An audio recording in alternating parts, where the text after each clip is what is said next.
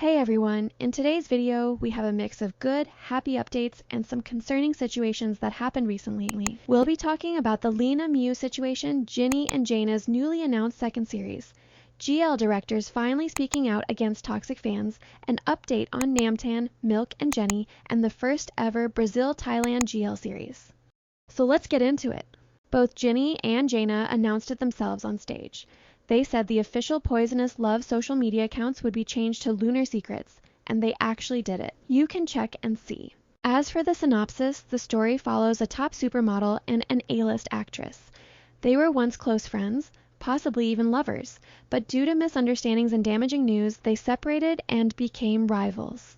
Now they can't stand each other, don't want to work together, and basically hate being in the same space. So it's giving enemies to lovers. But as the title suggests, Lunar Secrets, there are deep, hidden truths from their past that they've been keeping from the world, and those secrets are what eventually bring them back together. It sounds really promising. We've seen this trope before. The whole actresses who dislike or hate each other but eventually fall in love storyline is pretty much a GL classic at this point. But this one feels a little different. It gives off a darker vibe.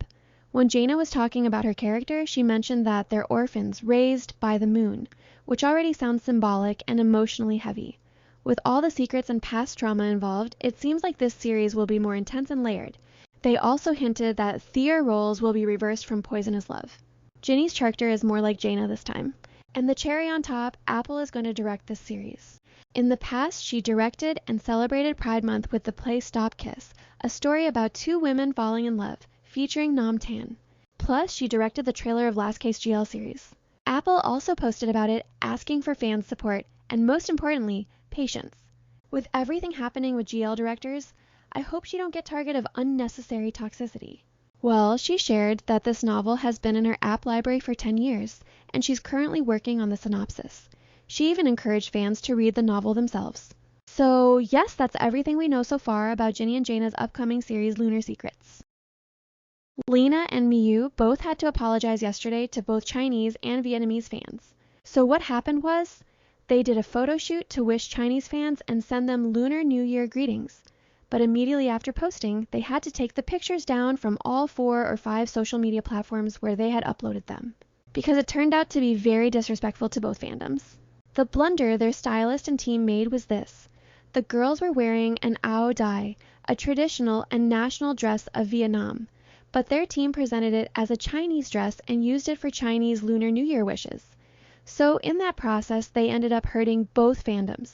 Vietnamese fans found this extremely disrespectful because the team and stylist clearly knew what they were doing. Not only were the dresses sourced from a Vietnamese brand, but they had even tagged that brand in one of the now deleted posts.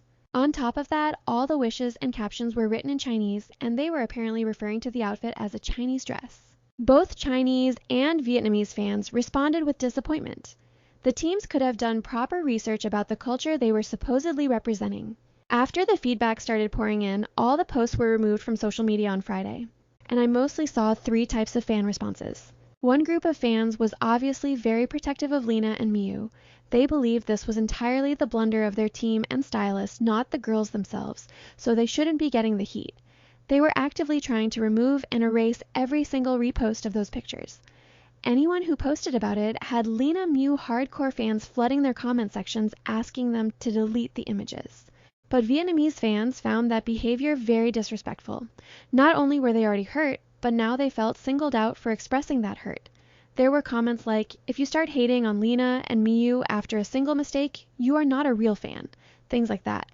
These are comments I personally saw on my own feed.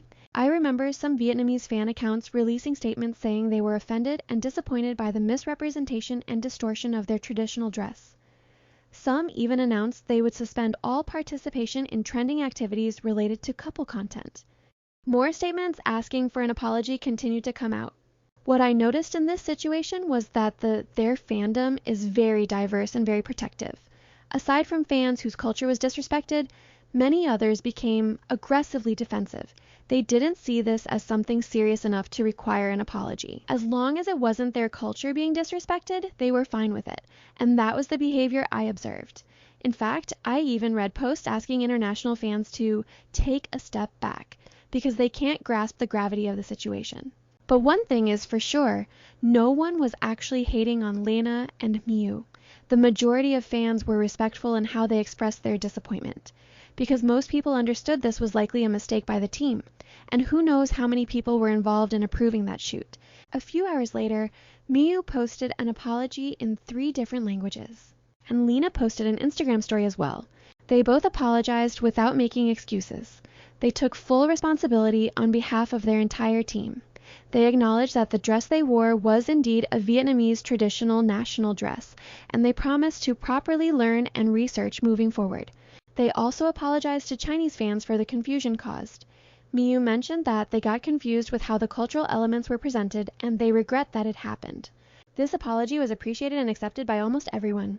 Of course, some people still had something to say, like suggesting they only apologized because of their upcoming Valentine's Day event.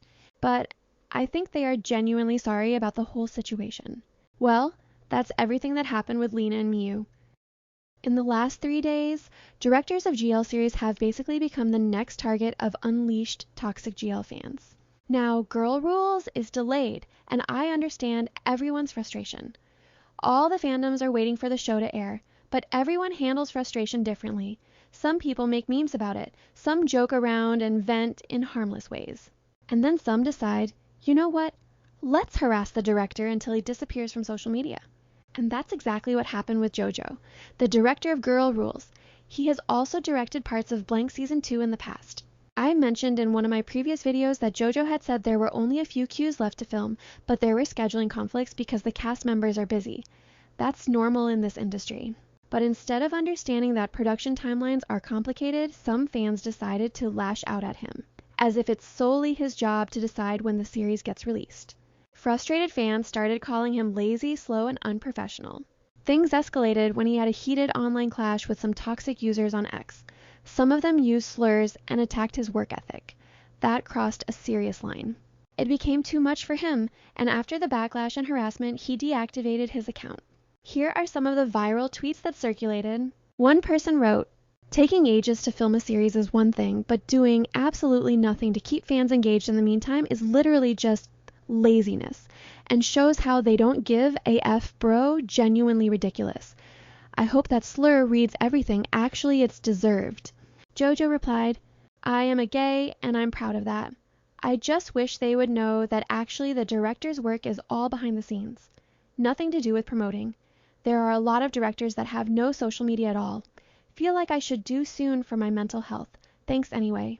There were other posts too. One said, "Jojo indirectly confirmed that we aren't getting Girl Rules until March." He responded, "I didn't confirm anything, and the way you said I don't care about my work really hurt me. I start a project because I want to do it. No one forces me. Releasing time is not in my control." After receiving so much hate, including slurs directed at him, he deactivated his account. Many fans spoke up in support of Jojo and strongly condemned this behavior. At the end of the day, being frustrated about delays is valid, but harassment, personal attacks, and slurs are never valid. There's a difference between demanding updates and dehumanizing someone who is just doing their job behind the scenes. And unfortunately, this situation shows how quickly fandom entitlement can cross the line. Namtan went on TikTok Live later, where she addressed this. She said in one of the clips that, "Hi, I'll just say one thing. Series take a long time to make, and promotion is truly important, but the entire year's worth of slots for the company has already been planned out.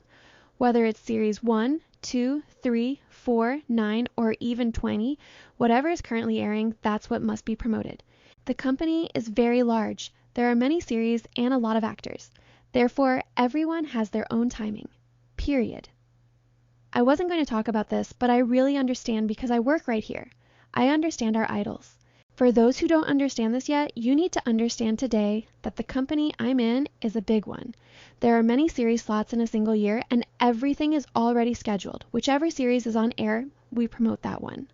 Otherwise, if the first series is about to air and I go off promoting the 20th series, then what happens to the first one? Think about it.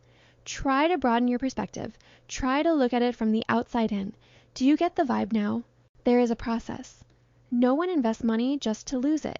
Period. Knowing this much is enough. Everyone wants to give their best. The crew behind the scenes gives their all, the actors give their all, everyone does. Whatever the result is, we don't hold it against each other. Fans really did cross the line this time. After what happened with Jojo, many industry figures came forward to condemn the harassment and toxic behavior directed at him. But unfortunately, that wasn't the only situation. The director of Iingorm's third series is also clearly frustrated with toxic fans, and unlike some others, he hasn't held back. He openly vented about the situation, and this isn't even the first time. Previously, he made statements addressing how some fans were trying to interfere in the making of the third series, demanding changes, telling the team what to do and what not to do, almost like they were the producers themselves. Recently, the backlash intensified when Candy was confirmed to be cast as the character Millennia. Candy just turned 18, she was born in 2007. And for those who have read the novel, spoiler context, fans say this character is supposed to be romantically linked or shipped with Ling Ling, who is around 30 years old. That immediately triggered criticism about the age gap. Many fans started calling out the director and the production team for casting her, saying the age difference is too large and inappropriate. Then, on top of that, the team released the official poster for the series, and that's when nitpicking really began. Fans started criticizing every single detail, even though the series is still in early pre-production. They complained about the supporting actress casting, Orm's hair and styling, the title, the poster vibe, the overall production quality expectations, and even dragged unrelated elements into the debate. Some fans began acting like experts or bosses, demanding changes, dictating creative decisions, and constantly complaining, even though the team had been sharing updates as a gesture of goodwill. The director emphasized that the production budget is significantly lower this time, reportedly down about 30% compared to previous years due to economic factors.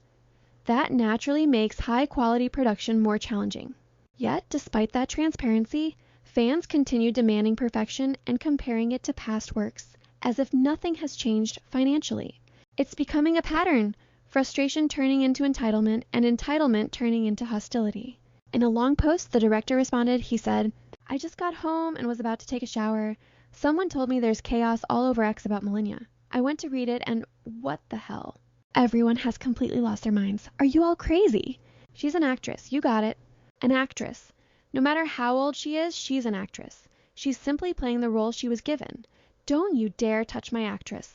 I've put so much into this project. I made sure the production looks beautiful, the casting fits perfectly, the locations are beautiful and upscale, the wardrobe is classy, and you're still nitpicking, dragging all petty trash through the mud. Fine then. Should I order Rung Sang to stop posting everything and shut down visibility on all channels? I've given you so much and yet there's this much drama. I can't accept this. Don't try to dictate things to me and don't be nasty. I'm warning you. I'm not as sweet and nice as I may seem. I can be ruthless too. I love my work. I didn't make this for just one person to watch. I made it for audiences with a conscious mind. If you've lost your mind, then don't watch. If you want to criticize everything nonstop, then go find your own funding and produce something yourselves. I feel sorry for my actress. Don't let them become a victim of your emotional outbursts. If this doesn't stop, I'll stop it myself. I'll stop posting everything. Don't see it at all then. You see it and then go crazy, rambling and complaining about everything nonstop. Mentally ill. Yes, he really called some fans mentally ill. Now, some fans are siding with the director, saying the harassment has gone too far and that actors should not be attacked for simply doing their jobs. But others still believe the industry is becoming too comfortable with large age gaps. Even if Ling Ling and Candy's characters don't have physical skinship scenes, they will still be shipped together. And for some fans, that alone feels uncomfortable and unacceptable. They are not buying the director's argument that she's just an actress, age doesn't matter in acting. For them, the real-life age gap still influences how the pairing will be perceived. It's clearly a divided situation. What do you guys think about all of this? Let me know in the comments. Moving on, we got to see Jennie and Milk attending the same brand event recently, and Milk even got to interact with Dakota Johnson. Fans were really happy seeing their two worlds collide like that. We also got an update on Beyond the Ocean, especially because it's a Brazil-Thailand collaboration. Now it's officially announced that filming will begin next month in March. The production promises to cross geographical borders, with some parts of the series being shot in Brazil and others in Thailand. The story follows a lawyer who previously lived in Brazil. Something happened in her professional career that forced her to leave, so she moves to Thailand to start over. There, she meets a new girl who has her own struggles. The two form a trauma bond, and that emotional connection is what the series promises to explore. It sounds like a very layered and emotionally driven story. Brazil fans in particular are very excited for this series. That's all for today. Thanks for watching.